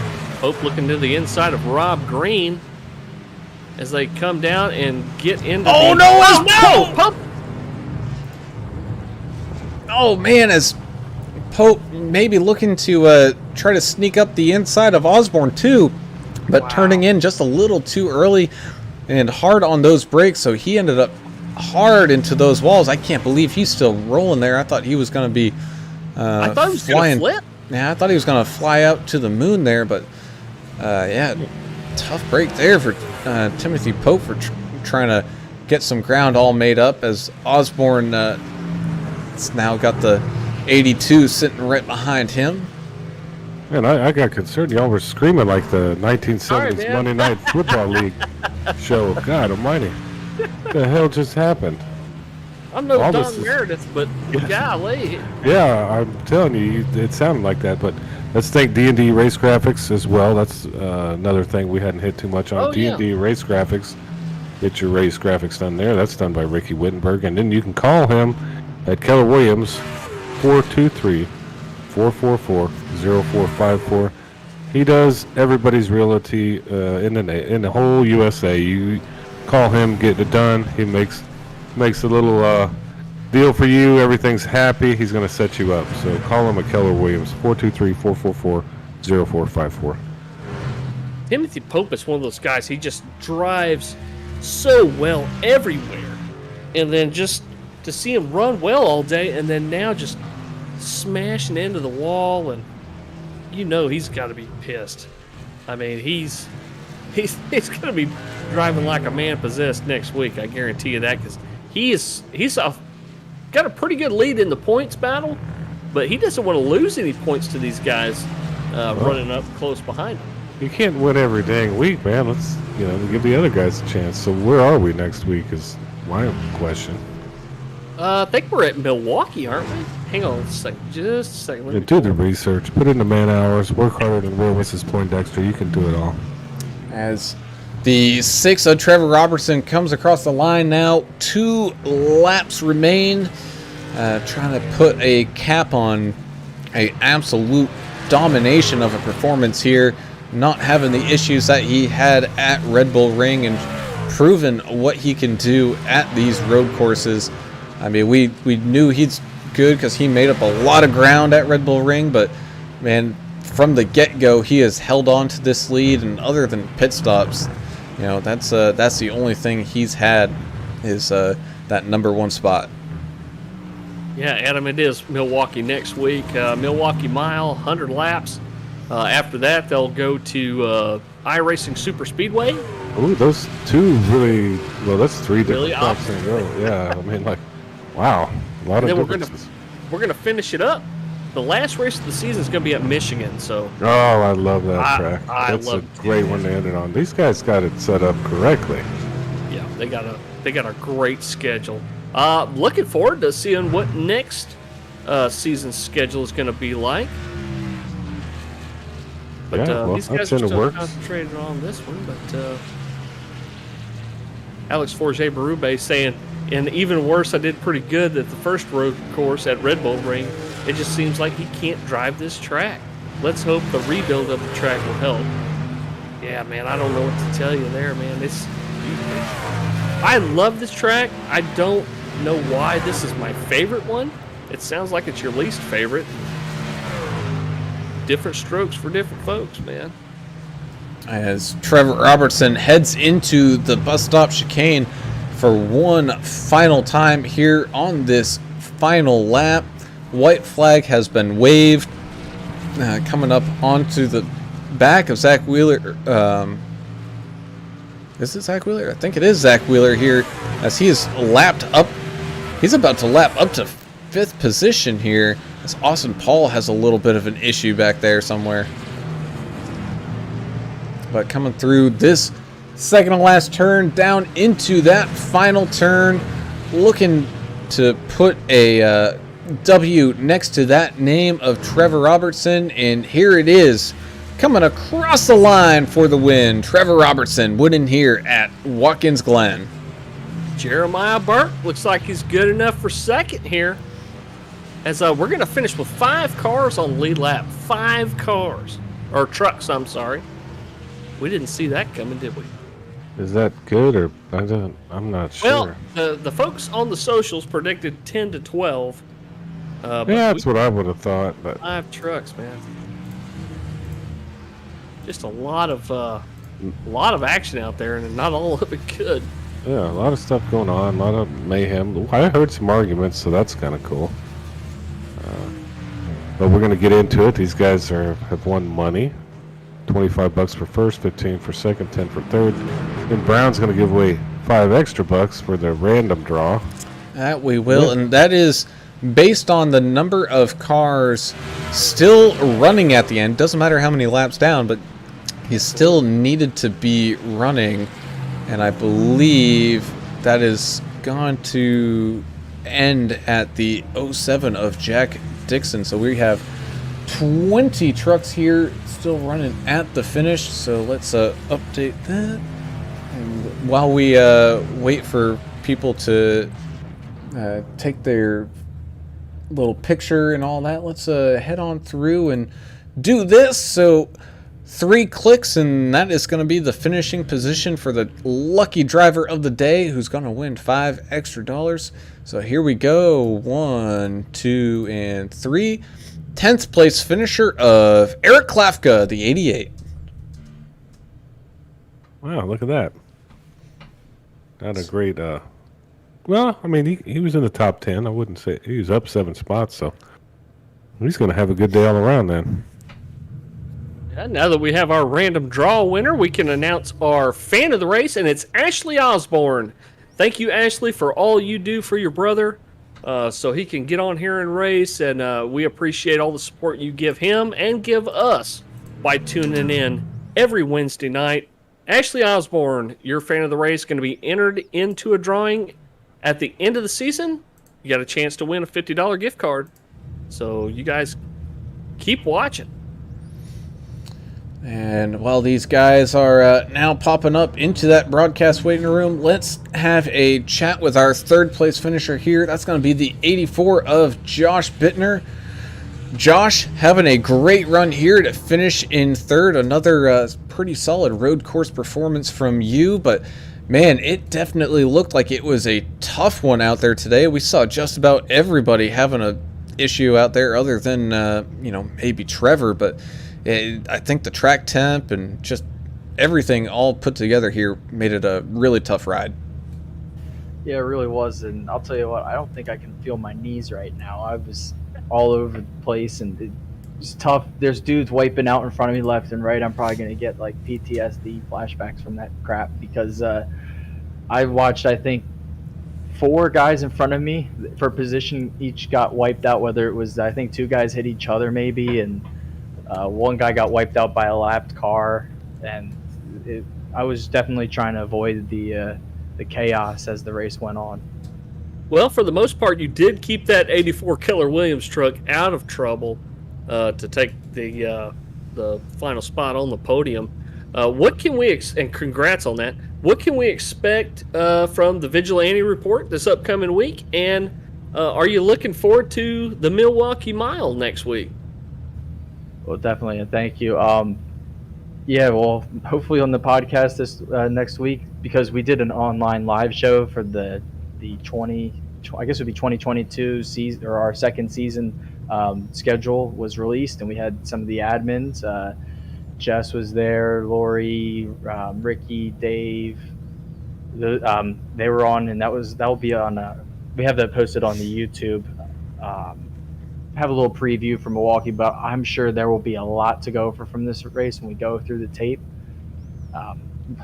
Looking forward to Milwaukee, nice little change of pace, not probably breaking as hard, and me feeling like I need a couple icy hot patches. So I'm really ecstatic for that. Well, you got that Keller Williams machine back in the podium with we know your sponsor. We'll let you mention him here in a second. But what about this? We mentioned a little bit. Y'all have some merchandise out there. It looks pretty awesome, and I think there's some people out there buying it already. Yes, sir. We already we've had some sales already, and I'd like to take this moment while I'm on this platform to thank each and every one of the people that helped that, because proceeds are going to benefit the league. So the way Teespring works is like you can control how much profit is made from each item. And for example, the shirts are some of the shirts are $25. They suggest you sell it for, and I lowered the price for most of them to about the $15 to $18 range, so that we still make a couple dollars and it goes towards the league. But in the same sense, you're able to get some sweet VRL merch, and I made some other racing related shirts just for fun, and we have some mugs, stickers, and I did put up a AAA broadcasting and a MDOT mug. It's two logos on one mug, and I also made you guys a AAA sticker that's out there. So that's also on the shop. I put that up right before the race, I think. And yeah, there's going to be more stuff added. And tomorrow, actually, Teespring has a sale with the promo code, I think in all caps, Holiday 15. It's 15% off your order. And the cool thing about that is the 15% that is taken off the order, we still get that at the shop. So it still goes towards us. So Teespring's taking a hit on that. So definitely check that out. I think you guys put that in the description for your broadcast, if possible. Or I think you guys did. If you did, thanks. I can drop the link in the... Yeah, it's in the YouTube description, and it's in the comments section on the Facebook stream. Awesome. Thank you guys so much. Appreciate it. But yeah, if you guys are interested, and anyone listening, check out some merch, and for a pretty good price. It'll be on the Teespring store, and new things will be added probably daily for a little bit, or at least every couple days for the next while, especially with the holiday season ramping up. People might want to get their friends and family stuff for Christmas, or even yourself. It's a cool store. Ricky and I have been working at it a little bit, try to put some merch out. Awesome, man. Well, we definitely appreciate it and love that aspect of this thing as you guys continue to expand and broaden the great horizons that is the Vigilante Racing League. Before we let you go, we'll let you do your shout outs, and got to give that sponsor some love. Oh, definitely. And of course, got to thank Ricky Wittenberg of Keller Williams, Johnson City, Tennessee office. If you guys are looking for a realtor anywhere in the United States, if you hit up Ricky and he can connect you with a realtor, give you a referral to any realtor or a realtor all across the United States. So definitely check him out. Thanks again for him sponsoring this ride. Wouldn't be possible without him. And he's made some great paint schemes over the season. I think we're going to go back to some of his as the season goes on. Also, he has D&D race graphics. Also, he makes a lot of the graphics in the VRL. But then, of course, got to thank the dog Harley and girlfriend Peyton. And I think my friends Nick and Evan might be watching this evening, so definitely got to thank them. Awesome, man. Well, again, congrats on the podium P3 finish, and look forward to seeing what you can do at Milwaukee. Thanks, guys. Now, headed up that leaderboard, we'll go to our second place finisher, and that's going to be Mr. Jeremiah Burke in that 753 truck. Man, you gave it your best shot that you could out there, but I think just not quite enough there to match Trevor. But for a while there, it looked like you guys were going to be 1-2, and it's going to be a close finish. Yeah, I mean, Trevor, I was better than Trevor in a few corners, but the problem is he was a little bit more better in the rest of the corners. So it just didn't work out so well. Well, you still raced one hell of a race, and 5.8 I think was the split between you and Trevor right there at the end. But you did have some folks cheering for you on the social medias, on YouTube, and also your teammate who wasn't able to make it tonight, the 12 of Albert Anderson, also pulling for you. And we were trying to give him live updates because he was driving home from the airport saying, hey, where's Jeremiah at and where's Adamson at? So we're got to try to keep him in the loop, But congrats on the P2. Have you run much at Milwaukee? Because that's next week's race. So, yeah, Milwaukee's probably... I actually used to not like it, but we ran another league we run in, the 3-Wide Racing League. George Rincon and Mike Everidge run that one. That's a great league, too, by the way. Yes, sir. They ran Milwaukee it was a few weeks ago, and I ran fairly decent there. So I'm looking to have a good showing out there. I'm finally got some good luck on my side. It looks like I've had a terrible go the last 3 weeks or so. So it's good to get it turned around. Yeah, well, it looks like you know how to turn right, not just left. So congrats on that. And you're a little worn out? That seemed like a lot of turning of the wheel there and moving of the feet. Oh yeah, I was trying to do everything I could to catch Trevor there, and it was not working. And so I tried a little harder. And of course, as you try harder, you start falling back and realize, well, that wasn't the way to go. And then, of course, I did kind of get behind there after the first pit stop when Mayberry was trying to let me go, but he was directly in front of me when he let off the gas, and I almost blew up my motor there. I was down on power for that whole run. Well, man, a solid P2 finish here today for that 753 truck. Got any shout-outs before we let you go? Yeah, I want to shout out, my dad, Michael Burke, Albert Anderson, and Mike Adamson. You try saying those two names together 3 times it's fast. It's a tongue twister, man. And of course, and whoever else was shouting me out, I actually, this is the first race I didn't watch the broadcast while I was racing. That's probably best when you're turning right and left. So seems like I went a little better there when I wasn't distracted. Yeah, it's definitely tricky to get around here when you got the distractions going on. But again, great second place finish from you here today. We'll let you go, and good luck next week at Milwaukee. Thanks, sir. It was a blast. A pleasure as always talking to you guys. Hope we get to talk to you next week. And moving up to our race winner here, that's going to be the 6 of Trevor Robertson. Not having the issues that you had at Red Bull Ring here today. A dominating performance. Man, our key to the race was be perfect, and man, that's pretty much what you did out there.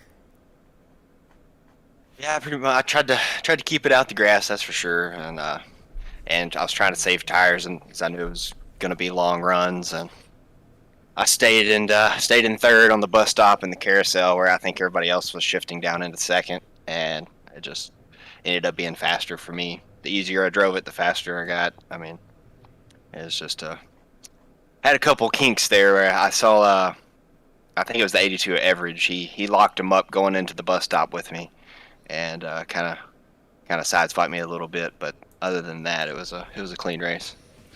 So Tim Pope's sitting 33 points ahead in the lead right now in the standings. But you're only 14 behind Josh Bittner. Josh had a great finish. He finished right behind you tonight. But Tim Pope finished a lap down, surprisingly.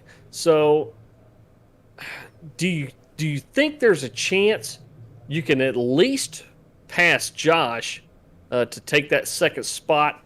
Because there's some big payouts coming at the end of the season. We got 3 tracks left. What are you looking forward to as far as challenges? What's going to be your good tracks, and what are you not looking forward to as far as trying to make some ground on these guys for the end of the season? Yeah, I was taking note of that. I was trying to have my teammates keep tabs on where Pope was at and if he got off track or something like that. And if I wouldn't have missed the race last week, I had family function I couldn't attend, so I probably would have been sitting a little better.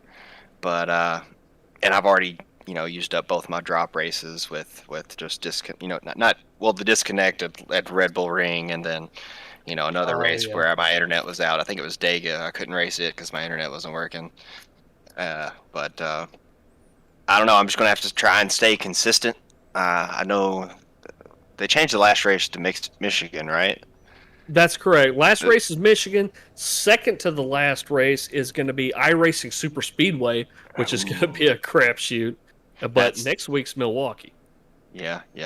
Okay, I've run Milwaukee a little bit, but like you said, iRacing Super Speedway is just a roll of the dice. And I don't know, Michigan, it's almost the same way. It's all about track position. If you get out of the draft, you're gone. It's not my best track by all means, but I'm just going to have to try and stay consistent, stay in the top 3 these next few races to even have a chance in points, and just hope that the other 2 don't do the same.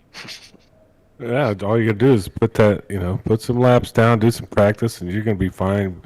When you're out there running, you're always in the top. So we look forward to watching you in these last few races. You got any shout outs or anything you want to do as the winner of this race here at Watkins Glen?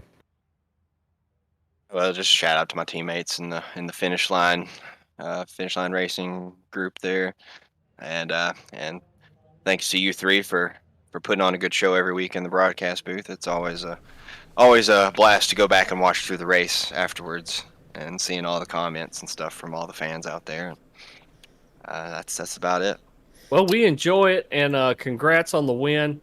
And me and Adam kind of have to pull for you anyway, since you're both of our neighbors. You're in Arkansas, I'm in Louisiana, he's in Oklahoma, so we kind of got to pull for our neighbors. Yeah, we're all friends here. The tri-state area there. Yeah, there you go. Yeah. Well, man, again, congrats picking up the win here today at Watkins Glen, and look forward to seeing what you do the rest of the season, and including next week at Milwaukee. Alrighty, thank you guys. Y'all have a good one. You too. And that is a wrap from Watkins Glen. Good race tonight, boys. That was definitely fun to watch. Had a lot of racing action going on, and I haven't seen that many trucks upside down since the last 1987 cars at Talladega race that we did. We had guys flipping, and a few traffic jams happening, especially in those heavy braking areas. Turn 1 and going into the bus stop, and coming out of the carousel, we did see a few problems tonight. Yeah, I had a blast watching. I'm not used to watching. I got a little anger out on the communist Lincoln Riley, so I'm feeling good about it. So on that note, let's go through and kind of run through where everybody finished here tonight with our race winner. Starting us off, Trevor Robertson in that 6 Gorilla Glue truck, bringing that big time win here today. Jeremiah Burke, solid race up into second. Yeah, Josh Bittner in that 84 finished with a 3rd place. Not too bad from him. Then you got the 28 of George Rincon, your hard charger of the day, up 10 spots into 4th. Great run from George. Then you had Zach Wheeler battling back from some adversity there, able to finish with a top 5. Tim Pope got a little unlucky there kind of towards the end, dropping down to 6th, but still not too bad of a run for him. 33 of Jess Vaught had a pretty good run as well, finishing here 7th, with Mike Adamson 51 truck finishing in 8th. 3 of Austin Paul had a great night, up 7 spots in 9th. And your lucky random draw driver of the day, sorry we didn't get to you in time before you had to get off there, Eric, but up 7 spots, the 88 in 10th, Eric Klafka. Jonathan Osborne in that 81 truck. We saw a lot of action out of him tonight. Started 11th, finished 11th. Tyler Green in the 5, started 6th. Ran into some problems, ended up being the first car 2 laps down in 12th. 82 of Michael Everidge finished in 13th place. Good old Ox, Josh Oxendine in that 63 machine, started 19th, finished 14th. So moved up a little bit. The 01 of Kelly Keel, he had some problems out there on the track today, but still brought home a top 15, so good job on that, Kelly. The 17, New York's own Brian Jablonski, finished 16th place. Dave Hot Rod Mabry in that 29 truck finished 17th. The 21 of Justin Hutchinson finished in 18th. Rob Green in the 91 truck finished in 19th. And rounding out your top 20, Canada's own Jack Dixon in the 07 machine. Well, number 19, Alex Forget-Berube may say he's Canada's own. Oh, they both are, yeah. Yeah, he's the French-Canadian, 21st. 55, Ricky Wittenberg, call him. Keller Williams, get your realty needs, 22nd. 14, John Herdzik, 23rd. 020 of Simon Cobras Regis, 24th. Jeffrey Green, 25th. And in the number 4, 26th place, Dion Jones. He had a rough night, old Dion. Yeah, that he did, but that concludes all the action from Watkins Glen for us here tonight. We thank you all for tuning in and watching and commenting and engaging with us. You are the reason why we do this, and we wouldn't be doing it otherwise. So we thank you guys for tuning in and giving us some fun times here as we watch people go round and round a racetrack virtually on a computer. Also, thank you to D&D Race Graphics, Ricky Wittenberg, and Pam Wittenberg of the Keller Williams of Johnson City, Tennessee. If you need a realtor anywhere in the country, not even just Tennessee, definitely go give them a shout out. Here is their number one more time of 423-444-0454. They will help you get into a house in this crazy market that's going on now. Not just from them, but get you a realtor anywhere that you can trust. And that's a great place to go and get some resources going is through them. So big shout out to Pam and definitely Ricky for being a proud sponsor of this league, as well as, again, go and check out that Teespring page at some of the kind of merchandise that they got going on. As you can also support the league via that way, as well as you're repping the league. You're putting the league's name out there, and you never know, you might see another person walking the street one day wearing something that has Vigilante racing all over it. But until next week, where we go to Milwaukee, I'm Alan Brown for Alan English and Adam Turner. We are signing off. Hell yeah, I'm glad you mentioned the Teespring store, because I've got my whiskey, my coffee mug on the way right now. So check out that link for sure. and we gone. And you can get a coffee mug or sticker with AAA Broadcasting Midwest Days of Thunder YouTube page on it. It's pretty awesome. All the stuff they've got on there, Vigilante Racing, is awesome. I'm about to shop till I drop here in a minute as we get off this. We'll see you.